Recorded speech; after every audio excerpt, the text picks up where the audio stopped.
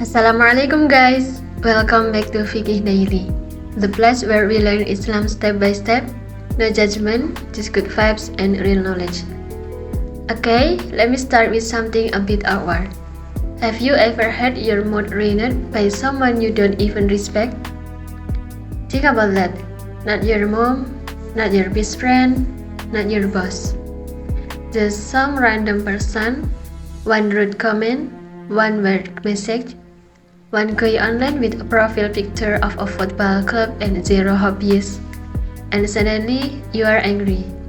Now you are replying the conversation, you are imagining comeback lines, you are annoyed, your day feels different, and here's what gets me. Why do we give strangers the most power? Seriously, that's actually weird when you think about it. A person you wouldn't take advice from can somehow control your emotion for the next 6 hours. How did that happen? Here's the funny part. A scholar once said, don't let people dictate your character. Simple sentence, but the older I get, the more brilliant it sounds. Because the most of us don't realize we are being controlled. Not physically, emotionally. Someone is nice to us, we are nice.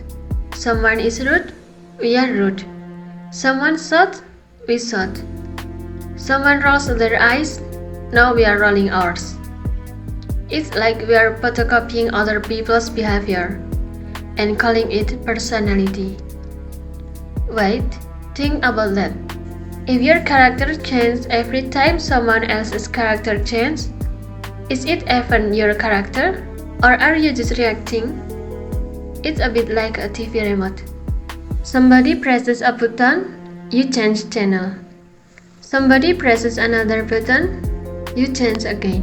At that point, who's holding the remote? You or them. And here's where I get really funny. People often call this strength. I don't let people disrespect me.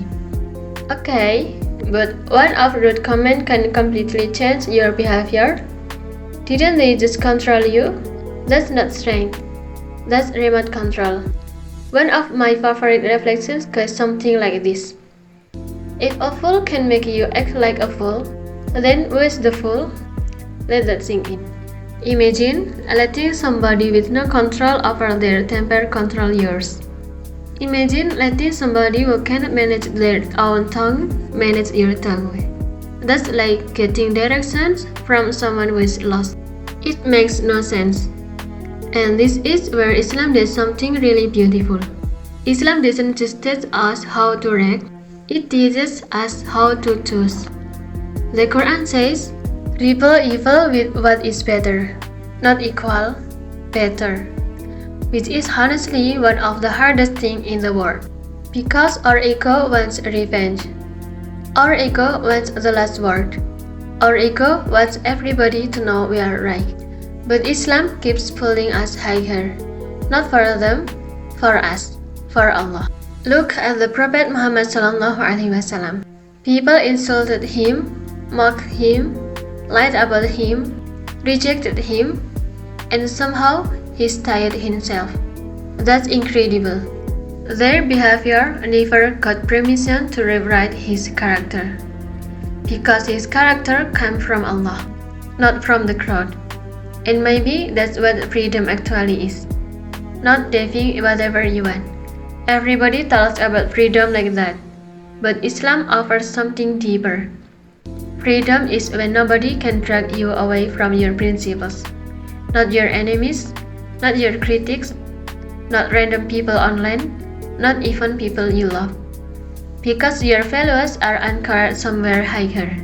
And once that happens, life becomes a lot lighter. You stop carrying every insult. You stop attending every argument you are invited to. You stop feeling responsible for every opinion someone has about you. You just focus on being the person Allah wants you to be. And honestly, that's peaceful. So the next time somebody annoys you, before reacting, ask yourself one question. Who is holding the remote right now? Me or them? Because the answer to that question might tell you more about your character than the argument itself. If this reflection helped you, leave a love, share it with someone who needs it, and subscribe for more. See you in the next video and wassalamualaikum.